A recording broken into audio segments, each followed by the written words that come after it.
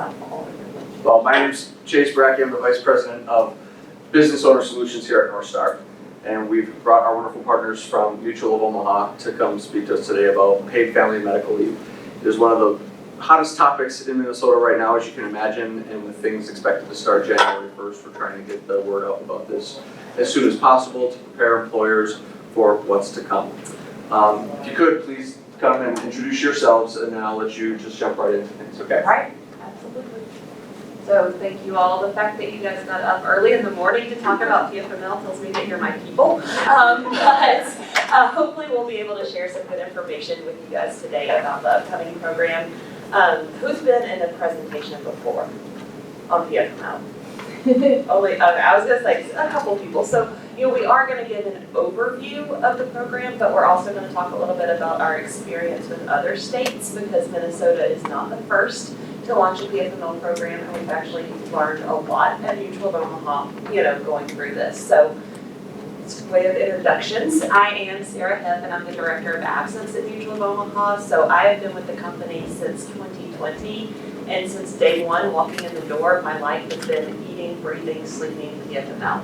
So you can all feel sorry for me after this session, but I love it, and I really do see the value of these programs, but also want to make sure everyone's prepared and has a smooth rollout for your individual companies, clients, everything. I'm joined by Meredith Baker.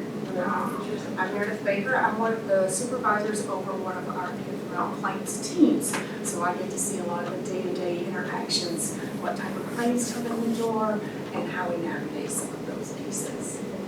All right, so with that, we will get started. Yeah. Or we can switch places. I'll make a presentation, but we don't have a clicker, so sorry, we're just gonna go through. Let's say, can they swipe too?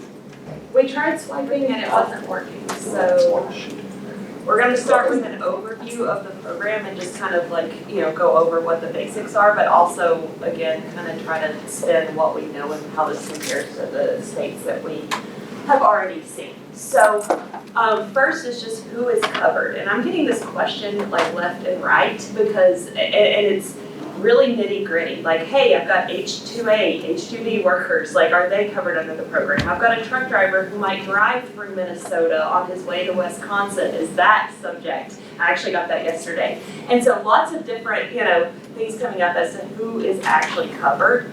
And the answer is anybody who's working and earning wages in the state of Minnesota at least 50% of the time. So I do want to kind of throw that in there because, for example, you might hear the accent. I'm from Tennessee. I do not live in Minnesota, but I'm here working. I was here in February for a couple of days as well. So while I love it here, I'm not working 50% of the time. So I'm obviously not going to be covered under the program unless something changes over the next year. And so just kind of keeping that in mind, and also it's by work state. I want to also really hammer that home because I'm getting a lot of okay, well somebody lives in Minnesota but they cross the border and they work in Wisconsin, every day. Not covered. Even though they're living in Minnesota, all their work is being performed in another state, they would be considered a Wisconsin worker. And this is part-time employees and even seasonal employees. The Minnesota law has a couple different caveats for seasonal employees. It's really mostly hospitality, food, beverage workers in some really specific situations. But generally, everybody is going to be covered if they're working for an employer and earning wages. And so this can be very different because these are not necessarily benefit eligible for other things like health insurance, dental, vision, disability. So we're seeing, I know Jason can probably attest to this on our census, it's looking a lot different for PFML when we're quoting versus what we quote on disability or life. The other thing as far as coverage goes that I want to point out is that just because someone's working in Minnesota doesn't mean they're automatically going to be eligible for claim. They have to have earned at least 5.3% of the state annual average wage in order to get a benefit. And this is very common in PFML states, so most states do look at wages earned. I use myself as an example of, not working full-time, but say I did moved to Minnesota in January, I wouldn't be able to take a claim right away because I have not had earnings. If that makes sense. Whereas you might have a new worker who has been working in Minnesota for years and years and years, and then has, changes jobs to another Minnesota employer, and that person would be eligible even day one of employment because it's transferable to work within the state. That was a lot of ground, kind of quick, so I'm going to pause and say any questions as far as eligibility goes.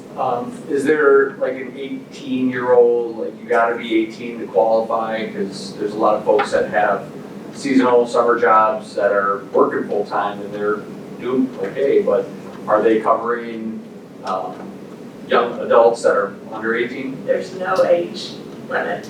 Yeah, so that's a really good question.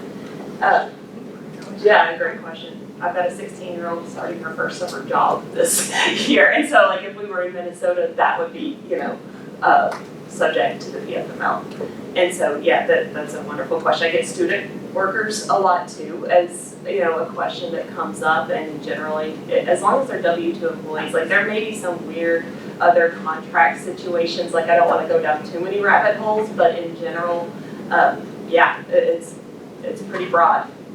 The last question I have on this are, what about folks working in the home, so nannies as an example? Do personal employers now have to be responsible for that as well? Yes. Yeah, that's a really good question.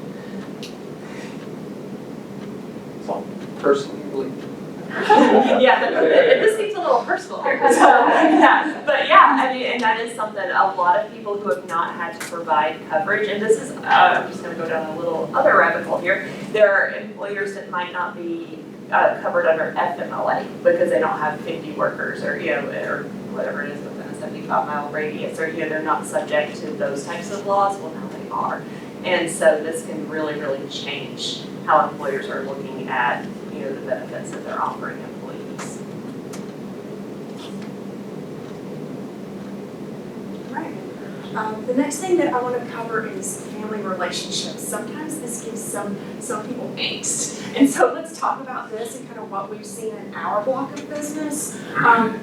Minnesota, they obviously followed a lot of what you're seeing your FMLA with your parent, spouse, child, but they go broader, and they include a lot of other family relationships, such as your parent-in-law, your son-in-law, your daughter-in-law, and then they throw in tack on this little last bullet here of an individual who is expected to give care. And a lot of people are like, what does that mean? Are people going to abuse that? And what I'd like to share with you is someone who can expected to give care. I'll give you an example of my sister-in-law. My sister-in-law has a godmother, and she's very close to this godmother ever since she was a young child. This godmother does not have children of her own. My sister-in-law could be expected to give care to that godmother. So that's an example. Another example you might see is a niece. You don't see niece up here as a listed family member, but if that aunt raised that child as her own, that she could be expected to give. Either way, the niece might be expected to give care to that aunt or vice versa. So those are things that you can see. At Mutual of Omaha, what do? We do have an attestation form. We ask those employees to tell us what the nature of that relationship is. Our claims specialist, they will ask those clarifying questions. If they say niece, they're going to ask those questions and really get into that detail to help make sure that that is a covered family member. Another thing that you can think of is family member. Even if you're caring for a family member, we have to have the medical certification from that treating provider. So if the niece is caring for the aunt, for example, we still need that treating physician to complete saying this diagnosis, what the treatment plan is, and then they're going to complete that out saying that the niece or the employee needs to take whatever type of leave, whether that's continuous, reduced, intermittent for that aunt. And most family relationships, if that's really there, that close relationship is there, then there's no problem giving that medical piece of information. But now if your neighbor, is your neighbor gonna share their medical information with you to file a fraudulent claim? So think of things like that. From an experience piece with the states that we have right now, we see probably less. I think our family block is like 18%. That's about 15%, 15 to 18% of our family block. And of that 15 to 18%, we only see about 1% in this bucket. So this is very common with our states. It's not an anomaly for Minnesota. Our states are going broader for those family relationships. And I think that's just kind of reflective of today's society. You know, family relationships and dynamics are very broad in today's society. So I'll stop there. Any questions or concerns on any of that?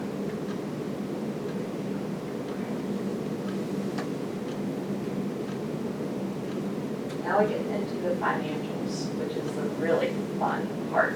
And so I'm very glad Meredith is here because usually I have to do all the math slides by myself when I present on PFML, and she's actually a math person, so I get her help a little bit, but I'm going to talk about funding.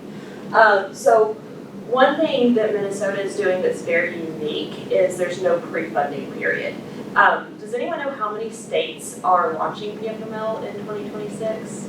It's not a test, I just. Three. So there are 3 states. Delaware is also a 1/1 effective date for benefits, but they began collecting as of January 1st this year. So you have a year of pre-funding under that program. Maine is adding benefits as of 5/1 of 2026, and they also started collecting January 1st. So they're doing a little over a year and a quarter of pre-funding to build up those funds to pay claims when the benefits go live. Minnesota, when the law passed, there was a surplus post-COVID, and so there was no need to pre-fund the Minnesota program, which is nice and very interesting. But with that, the contributions are not going to start until January 1st of 2026 when the benefits begin. The state actually about 2 months ago roughly did set the rate at 0.88%. And I get some questions about like how does that compare, you know, is that low? Whether it's high or low, I'm not the person to say that, but how it compares to other states, Massachusetts is actually at a 0.88% rate as well. Then you have Oregon at 1%. Maine is actually going to be 1%. So, you know, with contributions active, that's a 1% rate. Colorado is 0.9, so right there in that range. And then Delaware, I think, is 0.8 as well. So, you know, it's very comparable to where other states are from a rate perspective. A little bit lower than what we're seeing in some of the states, but not, you know, super low or anything like that. There is the ability to split the rate between employer and employee, so this would be up to 50%. So employers can choose to cover the entire rate if they desire, and we do see that from some of our groups and even groups that go with state plans. You know, employers are paying all, you know, the entire portion of the premium. However, if they want, they can split and charge up to 50%, so 0.44% of rate wages to the employee. Now there is, you know, a little caveat here with employers that are under 30 lives. There is a little bit of a break. And so employers under 30 lives only have to pay 75% of the rate. And this is where I'm getting into percentages and numbers. I'm like, okay, are you tracking with me? So the rate for smaller employers will be about 0.66%. And then the employer is only responsible for 25% of that rate. So it is a little bit of an employer break when you get to a small business, whereas employees are pretty much paying that 0.44% of wages no matter what the employer size. Any questions? Yeah, I'm gonna pause because that's a lot of numbers and a lot of math. Is there a caveat to that with the 30 employees? So if, you know, you've got small high earning groups, Yes. well, how are they testing for that? So it's 150% of the state average weekly wage. So the average salary of the employer is over 150% of the state average weekly wage. And if you guys are not following, this is where I'm like, somebody give me a number, help me understand these numbers, but it's really, so if it's a small business but very high income earners, they may not get this premium break as well. So it's really, and I will say, we're obviously a private carrier, very different than the state. Private carriers do underwrite, so, we're not necessarily always going out with the state rate, so there is an individual underwriting process under a private plan. And I know at Mutual of Omaha, we don't automatically do an adjustment for that small business. So, and because of that, everyone's gonna look a little bit different, and so it's gonna be like, okay, what's, the state's pretty much gonna tell the employer what their rate is, and whether or not they qualify for that discount. And the good news for high wage earners is that there is a cap, and private plans do follow the same cap of the Social Security wage base. So if you have higher income earners, once they have hit that Social Security wage base, they no longer have contributions due for the remaining of the year, of the calendar year, I should say. Any other funding questions? Yeah. So, sorry, for the one before, less than 30 employees. Is there something specific we have to do, or once we set it all up, they will see that we have under 30 employees? Once you set everything Okay. up with the state, Okay. yeah, the state should be doing that adjustment and helping with that calculation. That's a good question.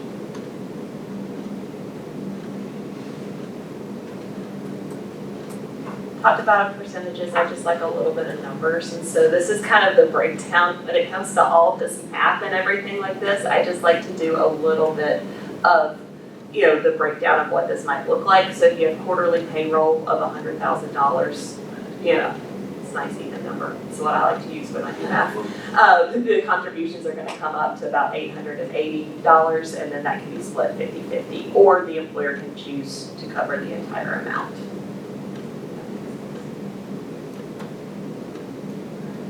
All right, let's talk about leave reasons. So you guys probably already know that leave reasons there's two main buckets. You have family leave and you have medical leave. And each of those buckets, the medical leave is for their own serious health condition, and that employee can take 12 weeks, up to 12 weeks for that in a benefit year. And then they can also take up to 12 weeks for family leave.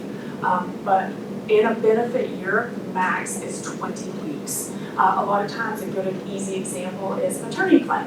So Jane may have delivered a baby, take 8 weeks of medical leave for her postpartum recovery, and then take 12 weeks of bonding, so she can get her 20 weeks. You do see variations of this, where maybe they had their own medical leave, surgery, whatever it is, early in the year, and then later in the year maybe need to take some family leave to care for that family member. So it can vary.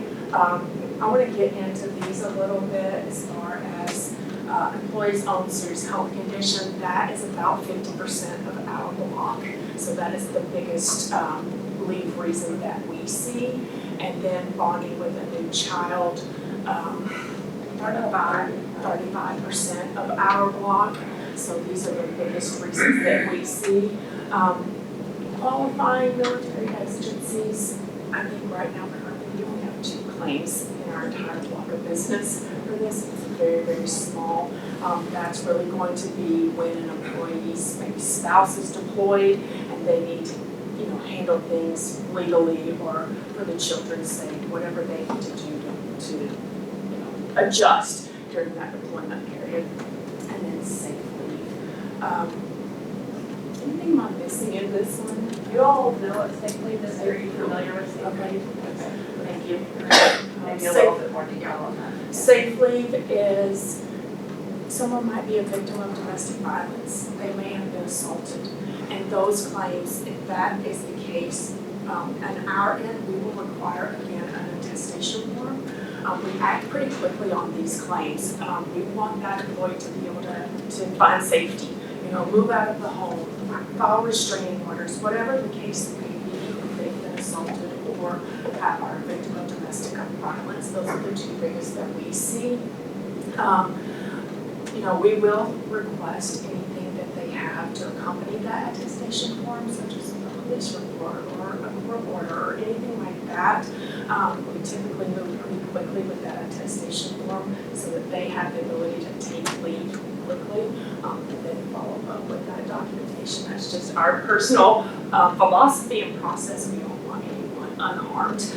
So those are the reasons for safe leave. It's a very, very small percentage of our work as well. I would go Less than 1%. Yeah. Between military and safe leave are very small, from an incident, right? Safe. And not all states have safe leave. I think that's an interesting one that we're seeing more states as they add programs include this leave reason. Massachusetts was our first PFML state at Mutual of Omaha that we really entered the market, and there was not safe leave there, but we do have it in Oregon and Colorado. And if you see like more recent states are starting to include this as a reason. Questions on that?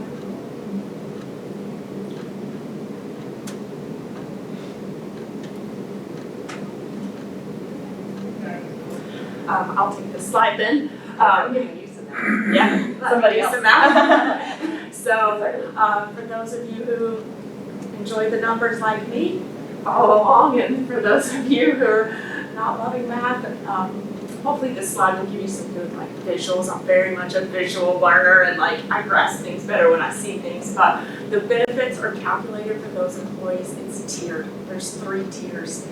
This is what we see across the board with all of our states. They do these tiered calculations, and the foundation of the benefits is really based on the state's average weekly wage. So for Minnesota right now, that state average weekly wage is $1,372. That first tier up to their first half of their income is based on basically half of that. I think that's 686, if my brain did the math correctly. And the first tier replaces 90% of the 686. And so that comes out to 617. The second tier, so the second half of your income, it replaces it at 66% of the 686. So really everything to me in my mind is based on half of the state's average weekly wage in reality. So it's 66% of that. And then for your higher income earners, there's that third tier. And what basically essentially what you're doing is, I like to use the example, if someone makes, let's say $1,972 a week, you're subtracting that and there's $600 over that state's average weekly wage, and then they replace 55% of that difference. So 55% of that $600, and then you add all these 3 tiers together, and it maxes. That's your benefit amount, but it maxes at the state's average weekly wage, $1,372. So the maximum that they can get is $1,372. This actually really benefits your lower income earners, and it gives them that higher percentage of wage replacement compared to your higher income earners. I gave you a lot there. It was a mouthful. I'll stop there. Questions about that? Is there an easy way for somebody to know what their benefit can be? Like if I'm an employee trying to figure out, well, what can I even qualify for? I couldn't do this math. I haven't dug, I'll be the first to say I haven't dug into Minnesota's website. A lot of the other states have these, they can get on the state's website and go in and, enter in their salary, their weekly wage, and then go and calculate that and give them something, but does Minnesota's Not yet, but most I states, they will anticipate put out a Yeah. calculator. I am seeing some premium calculators out there right now, but yeah, there will be a calculator on the state website to go out and do that. We actually put together some charts, like we have a marketing piece, it's like, if you make X amount, here's what you'll look, here's what it looks like. It's there to update every year because this changes every year, but it is, something to kind of like help, because the higher your income, the lower percentage replacement.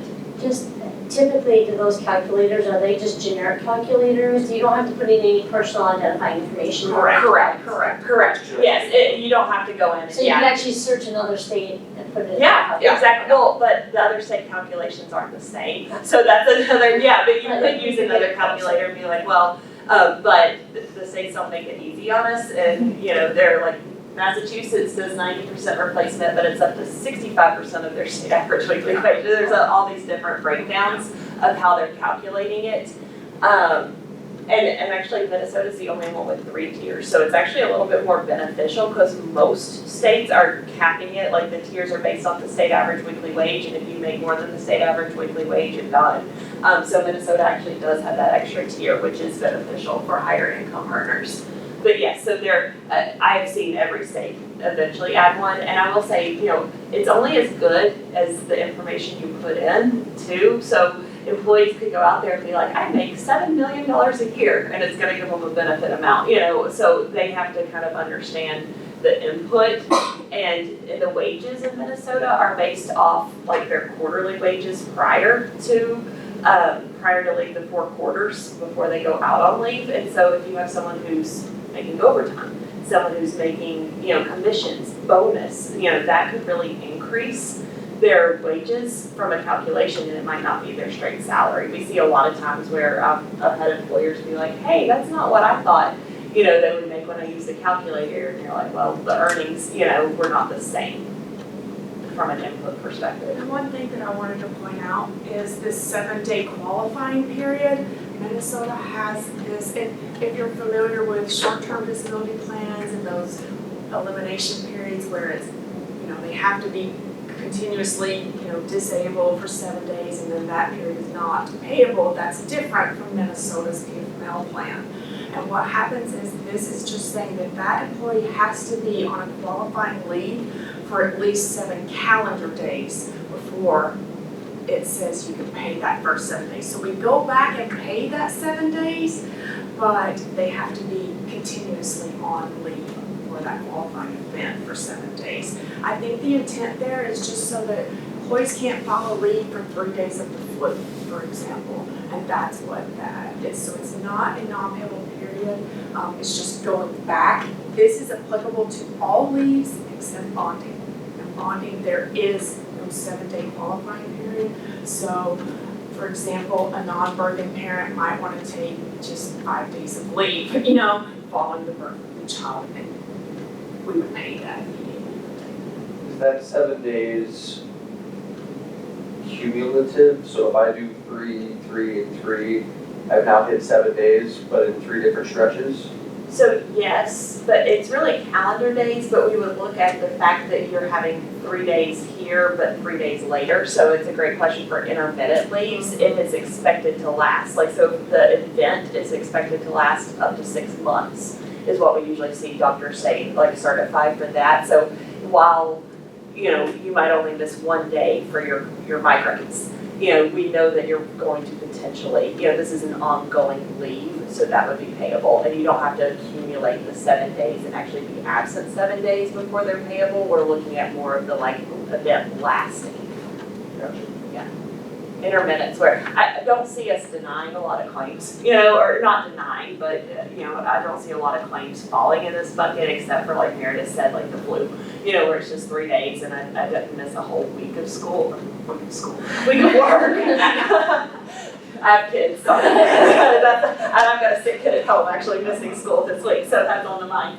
But if, you're not missing, just a couple days and getting this, it's really supposed to be a serious health condition. This is not a replacement for, just a PTO day or a sick day. And I know Minnesota has a sick leave law, or, I forgot exactly what it's called. ESC, yeah. But, so this is not supposed to replace something like that would cover those short periods.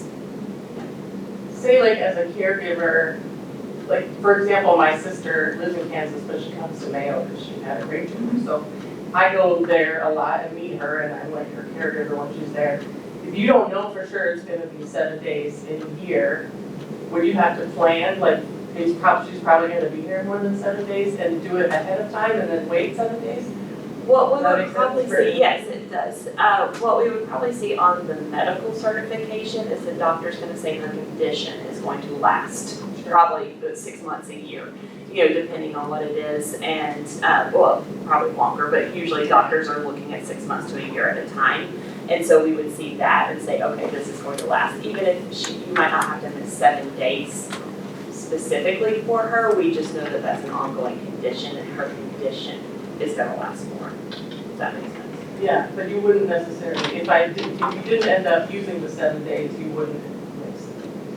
I think I heard it, does that mean you could take a day or 2 days? Yeah. Right. Because the condition Yes. is expected to last longer. Yes. Oh, okay. Yeah, I by see what you're saying. condition, it's supposed to, so yes, I mean, I would always submit. Sure, You know, it okay, always okay. depends on what the paperwork says. I always say like, I get these calls all the time from employers of like, hey, I don't know if this person qualifies, I'm like, I don't, like, give me the paperwork and let me evaluate it, and I can say that, because I don't wanna be like, no, don't submit it, and we like decline somebody's money, you know, and they might have actually been qualifying. So I'd say, but in that case, likely, even if you're not missing a full 7 days over that period, it's potential to last that long, and I would say it would qualify.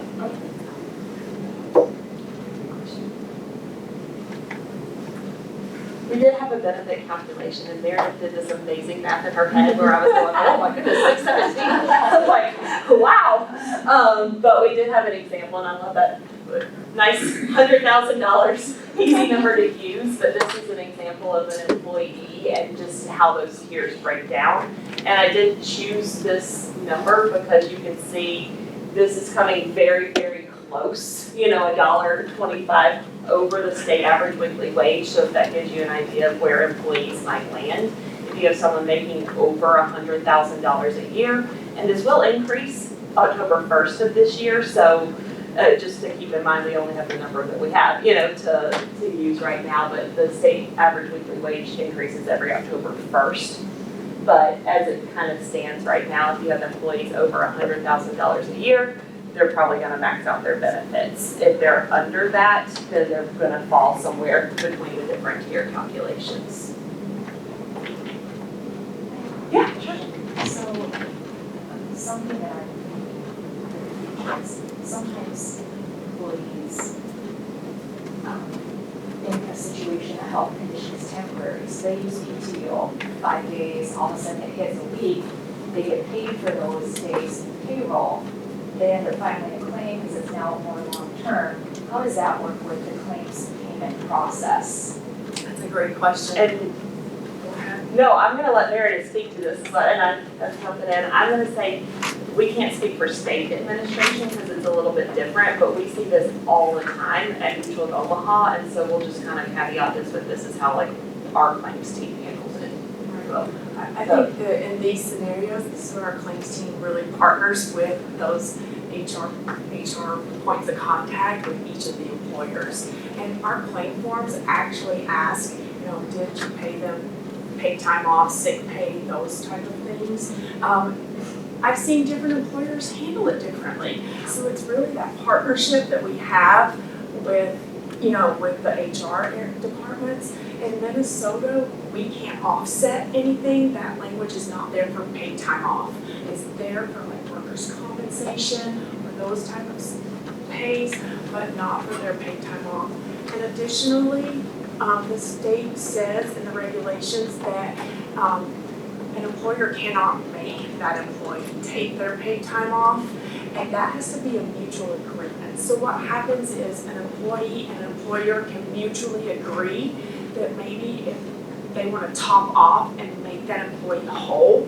And so I think really sometimes employers adjust their payroll on their end because we will always pay primary. The state of Minnesota is always the primary payer. And so that's where the partnership comes in with that HR department. Are they going to adjust the payroll? Does the employee want to adjust the PTO that's been used? It's just really that communication piece of us paying primary. They might decide they want to top off. They may back that out, reverse it in the next pay cycle. So we've seen it different ways. But from an administratively, based on what the law says, you do have to pay primary. And the employee and the employer have to have mutual agreement on how that PTO is used.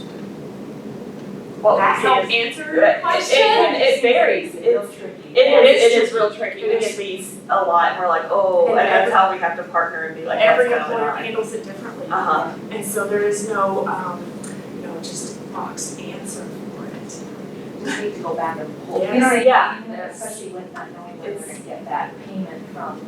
Exactly. You know. Well, and that's what we've usually seen happen is after we pay the claim, then an adjustment is made on the payroll to credit it back, that's the case. Because, my advice is, this is a benefit that employees pay for. It's a mandatory benefit, they should be able to use it, and this is where that whole if there's any kind of indication, and this is where employer responsibilities come in, right? Like if there's any indication that might be a qualifying event, the thought should be go. And I say should be because I do this day in and day out. If I didn't do this for a living, I'd be like, what's PFML? So it is a kind of different mindset, but that's where if it's hey, even if we don't know that it's gonna last that long, if there's a potential, file as early as possible. But what you bring up is a situation we see all the time happen because it's very common that the employees don't know. And they don't want to fool with it. They're like, I don't want to get a medical certification, I don't want to fill out all this paperwork, I just want to take some PTO, but then they're running out of PTO, right? Or it just keeps going on, and that job protection is important too. I wish I had a magic answer for you though.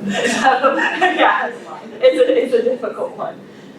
We'll switch gear and talk a little bit about administration of the program now. So obviously, Mutual of Omaha, we are a private plan carrier. We're a little bit biased here when it comes to private plans. That doesn't mean it's going to be the best fit for everybody. There are, certainly groups that are better fits for the state, and should go that route. But, we just want to kind of cover exactly, what a private plan is. And so employers, I heard yesterday that July is going to be about the time the state opens up the portal for opt-out. If employers want to start going with the private plan option, that process is going to start here in a couple of months. So we don't have a lot of details about what that's going to include just yet, but now's the time to start thinking about options. So, with going with a private plan, the requirement is that the benefits have to be equal or greater than the state. So some employers, want to offer better benefits. It's a very rich program, to begin with, but sometimes employers want to have higher maximum benefits, for example. In those cases, that would have to be a private plan option. The state doesn't allow for that. But there cannot be lesser benefits. You can't go with a private option and say, I only want to do 6 weeks of leave. It has to at least match the state. One thing I'm going to add, it doesn't say this on the slide, but we do get the question a lot about, hey, I already have short-term disability in place. Does this count? No.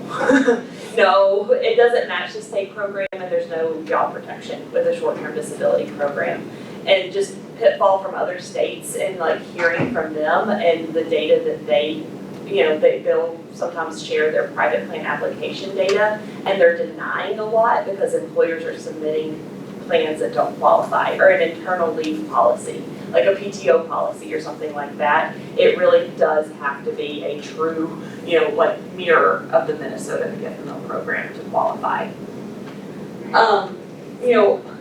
Fully insured options are available, and then also self-insured. So if employers want to do a self-insured private plan, that could either be through a carrier to do the claim administration piece, or they can manage in-house. There is a little bit of a caveat with the self-insured plans that there has to be a surety bond put up. And so I'll say, just from a Mutual of Omaha perspective, we don't see a lot of self-insured private plans. It's a very small, just a handful of our accounts are self-insured. It's just not a model we see nearly as much in PFML as we see in short-term disability.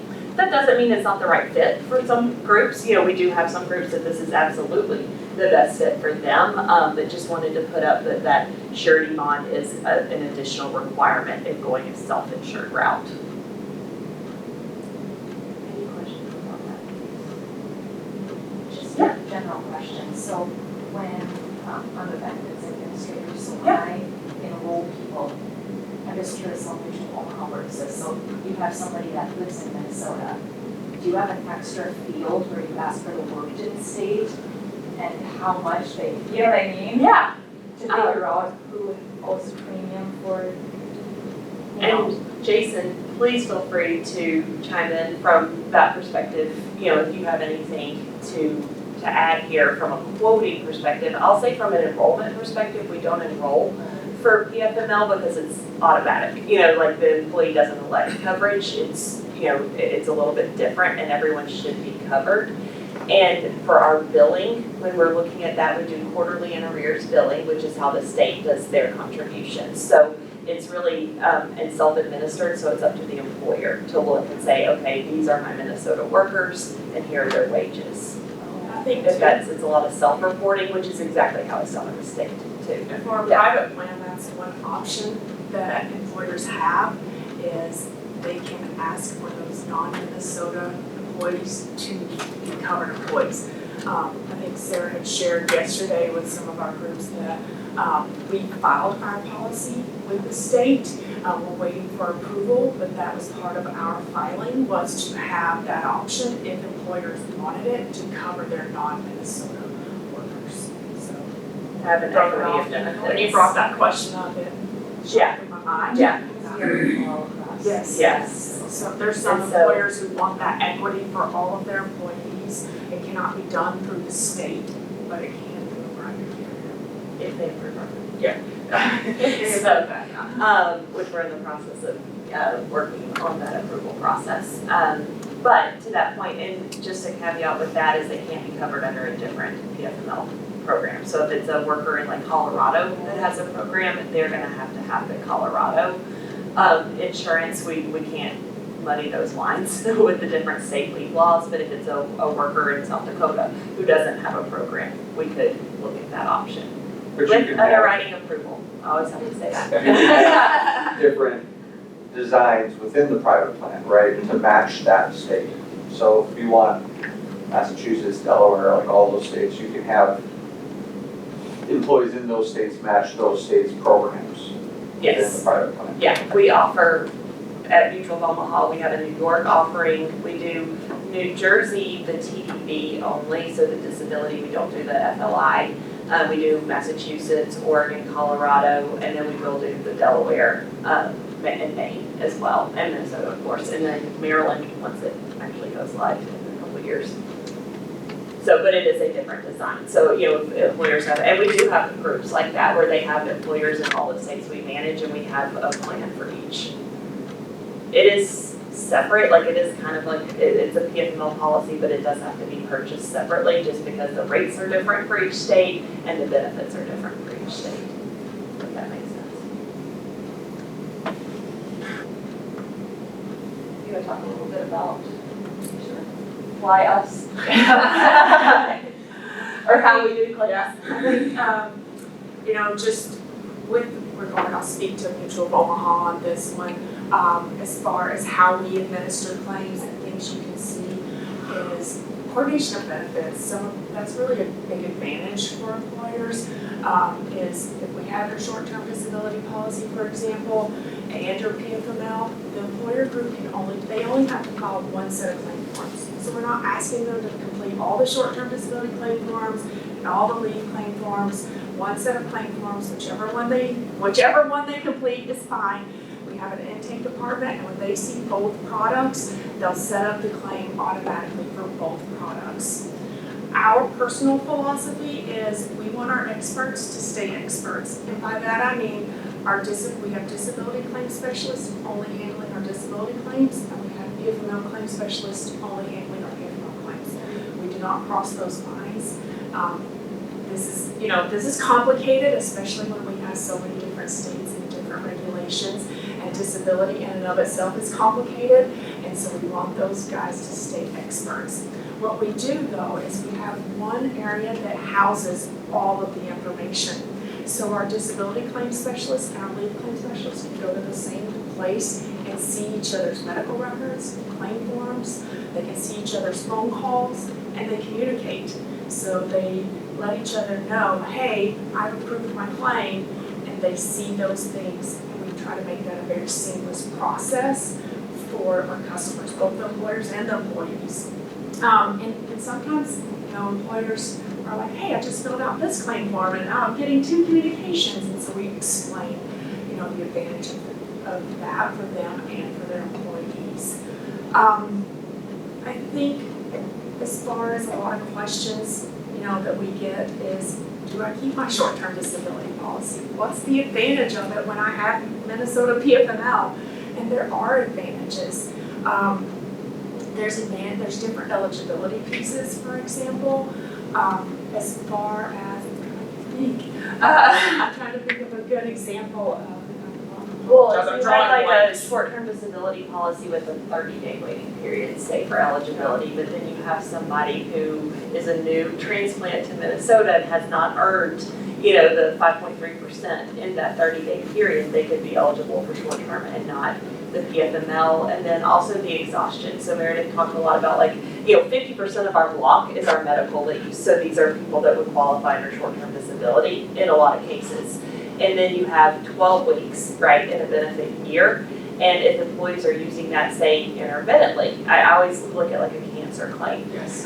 If they are out periodically for chemo and then they have a surgery or they need to go out full-time and they've started to deduct, right, that 12 weeks of time, it's not per claim, it's per the entire benefit year. They may go out and only have like 6 weeks of PFML. And then their LTD is not going to kick in for 90 days or 6 months, depending on the plan. And so short-term can kind of come into play and fill that gap if they exhaust their leave. Now, you have an employee who's out 2 weeks and that's the only claim they ever take. Short-term is probably not going to be as valuable for them. So it is kind of a case-by-case basis. And we do have an example here in a minute of like how that coordinates and for higher income earners, how that might look.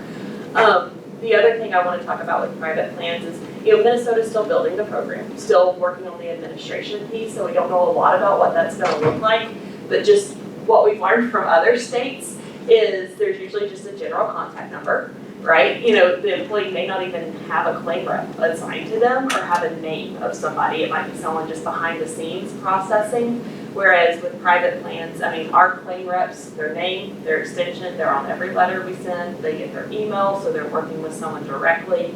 And we also have dedicated resources like a claim consultant role who's there for employers. So this is a single point of contact. They handle short-term, they handle long-term, they handle dental, they handle PFML, they handle everything. I don't even know how they know how much. I can't imagine how they know how all these products, but they're there as a dedicated resource and a person to contact, not just a general inbox or a 1-800 number as a resource when things arise. The last thing I'll add just to our claims process and handling some turnaround times. With regard to our expectations, our internal expectations, we expect our claims analysts to review a claim, make a phone call, send a letter, reach out to both the employee and the employer within 4 business days.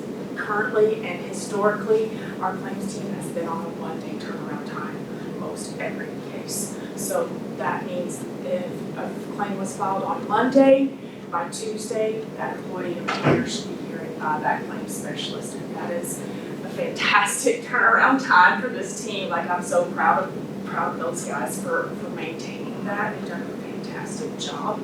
One differentiator from Mutual of Omaha is that we do not expect every single claim form to come in the door to get that claim reviewed and make that outreach. So if an employee just calls in their phone, phones in their claim or submits one piece of claim information, we immediately make outreach, send letters, try to get med certs, let them know the process. So that is a differentiator and why we can handle things on day one. And we see with the states, I know in a webinar not too long ago, Minnesota said that they expect a 14-day turnaround time for claim processing. And that's what we see in a lot of states from a regulation perspective. They usually set that kind of time frame. States have varied. I will say some states have, out of the gate, most states struggle. I'm just going to be honest. We see a lot of delays up front because they're just not prepared for the volume of claims. We've been doing this a long time. We know the business. And so we're like, okay, we're going to get hit. We know January is just going to be a rough month. But sometimes it's overwhelming at the beginning, and some states recover very quickly. I will give them credit for that. They've been able to, they get behind, but they're able to process and get up and still get to that kind of expected turnaround time, whereas some states have struggled, and it could be a month or longer to make claims. So just a lot of variation there, I'll say. And I think to Sarah's point, the January hit will hit big. Because we know. what happens too is if someone had a baby maybe in 2025, they can still file that bonding leave claim, for example, come January 1st of 2026. So you will see a huge uptick of claims come January for those bonding leaves. Employees can take that 12 weeks of bonding as long as it's within the first year of that child's birth or foster care placement or adoption. So those claims will come faster in January.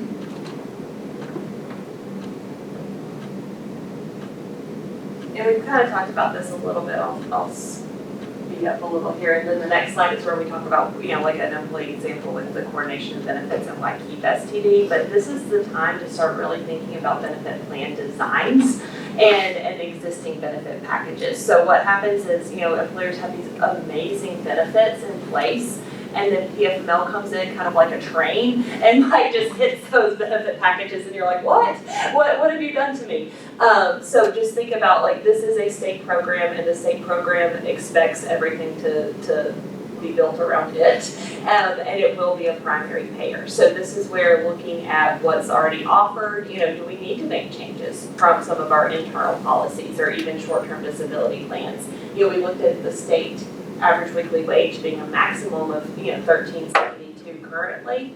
So if you have a short-term plan with a lower maximum than that, it's probably not going to pay out because PFML is usually the primary payer. And so we've seen some groups kind of look and say, okay, maybe we need to raise that short-term rate, or look at a non-integrated plan that only pays like a 20% benefit with no offset. So they're getting a small amount, but it's a supplement to the disability the PFML program. And then also, with internal leave laws, one of the things that we saw come out in Colorado was we had a lot of groups with 4 weeks of paid parental leave.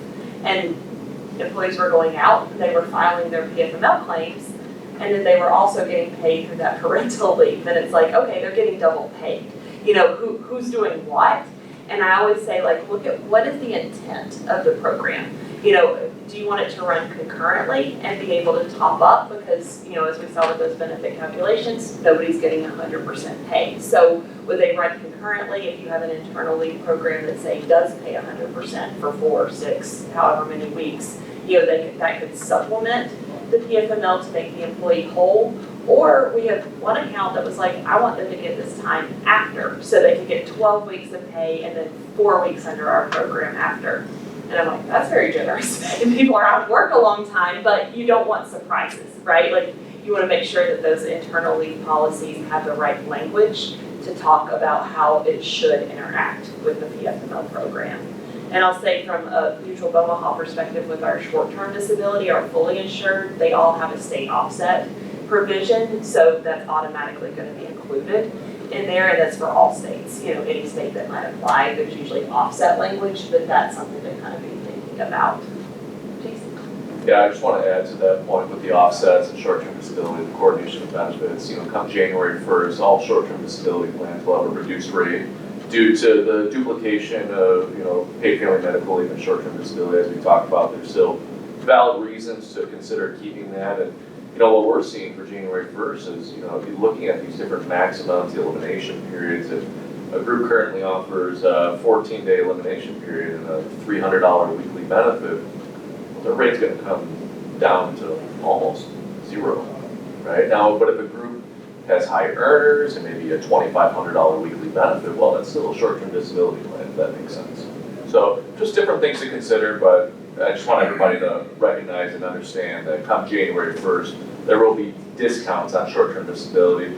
Each group is again going to be totally different based on the merits of demographics, plan design, etc. But on average, it's about 50 to 60% discount. And I always throw this in of lessons learned, because we have a lot of groups, when we launched Massachusetts, nobody even thought about their existing benefits, and then we were getting so many questions about that. And even the Colorado example with that program launched, and employers were like, we didn't even know they had an internal leave program, and then it's okay, now we're confused how these things work. And so we've had to really work with a lot of clients and brokers through that process of how do we understand how these programs should work together. And we'll go to our next. I'm sorry.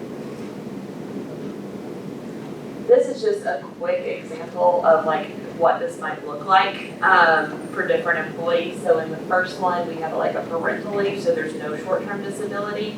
If there's a paid, parental leave through the employer, again, that could be used to supplement to make, in this situation, John whole, and run concurrently, right? So John's still only getting 12 weeks of leave total, so he's not getting any additional time, but he's getting some supplemental replacement, at the front end, through the employer policy. And then if he wants to, it's not required, that's why it's not a solid line here, but if he wants to supplement and be made whole and the employer allows, that would be the option for the remaining time. And then in this next example, so say this employee has a Minnesota leave, they're only getting $1,000, and then, they've got a $1,500 benefit through short-term disability, so a higher, income through short-term, that's gonna offset, and they're still not gonna be whole, so there might be a need for PTO in these situations as well. But that's how, short-term, it's always gonna be that EFML first, and then other benefits layered on top of. I think we're around time, so I don't forget other things, but I'm happy to take any additional questions that might have been sparked. Yes. So for the private plan, we did New York disability private plan for a different group, and they had to do self-billing. Is that the case for this private plan, or, okay? Yeah, we always do self-bill just because it's hard to do list bill, and we don't have a quarterly list bill option.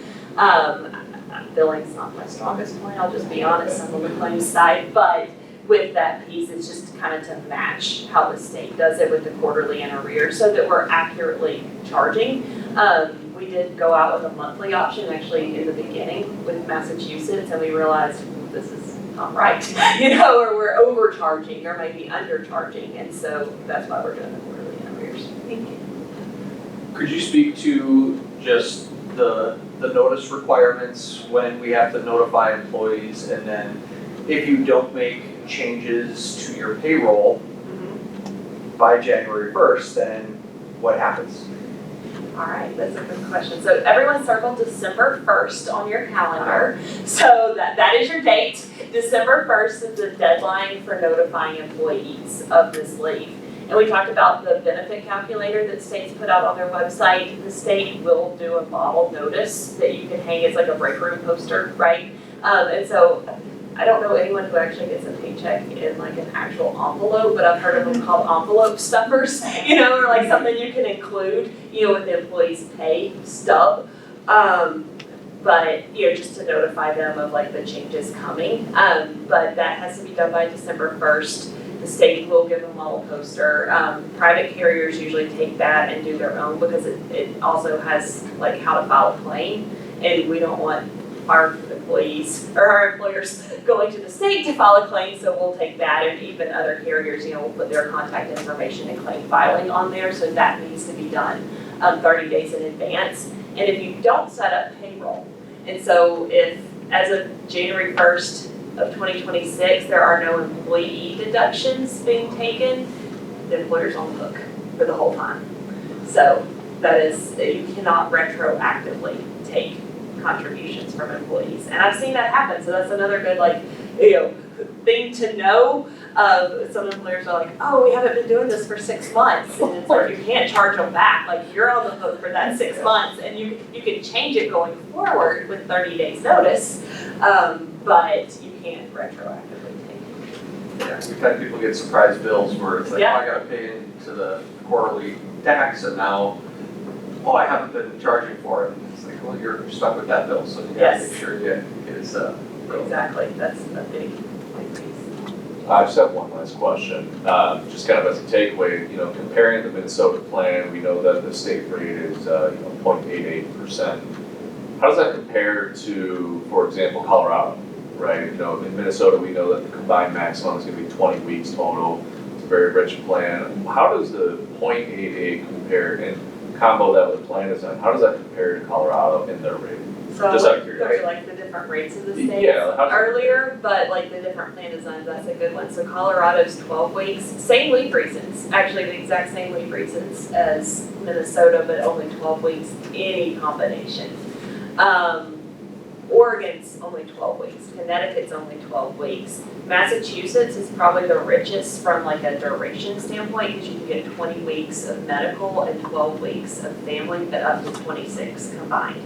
So a little bit richer there, about, it's the same rate, 0.88, but the benefit count is a little bit lower. So it's just I use my joke, this is a leave nerd alert, but like I went to a conference and somebody said, like, what you've seen one state leave, you've seen one state leave. Because they are all so very, very different in how they're designed, but I would say Minnesota is one of the richest that we see out there. Other than California, nobody can compete with California, but we all know that, no one can compete with that state. Yeah, I look at just the 3 tiers, the richness of the payments, the length of it, and then the rate they're at, plus not pre-funding. Again, I never like to speculate too much, but it feels like, boy, there's probably gonna be changes in a year.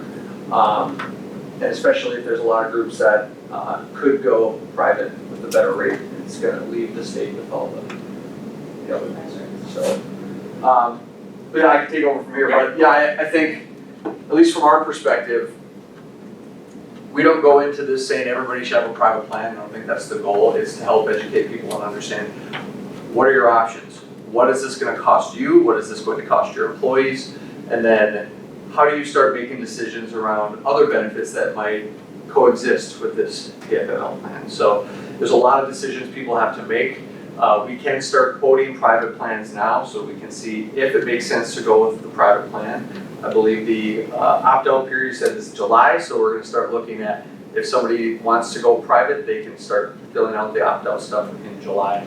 But there's a lot of decisions that people have to make, very difficult decisions, and it's gonna impact employers and employees alike. So we're gonna try to do our best to make sure everybody gets the information they need. So if the opt-out period starts in July, is there a deadline to opt out before 2026? I believe December 1st for January, is that? For a January 1st date, so that is, you can opt out any time, like even if you go with the state, you can move to a private plan later, or, vice versa, if you go with a private plan and that doesn't work out, there's an option to go back to the state at a later time. It's just a matter of like what effective date you're going to get. And I had just heard the July for our trade group yesterday, so don't have a lot of details, and I'm waiting, for the whole process. But I will say, like, our team, and we're not unique, all carriers have been through this with other states. There's usually like paperwork we have to give. And so we just need the state to tell us what they need, and we'll produce that, and be able to help guide through that process. But we'll probably, the state's website currently says like, once it ends, it's an ongoing, or once it starts, it's an ongoing thing. And so, there's no end date, but it's just, I don't know where we're gonna land from a like effective date and how far in advance. And 30 days is pretty, like notice requirements and things like that, so. Yeah, in most cases, that's what we see. It's Yeah. the first of the month prior to the month you want it to be Yes. effective is usually what they're expecting, so. Probably have until then. Any other questions from the group? All right,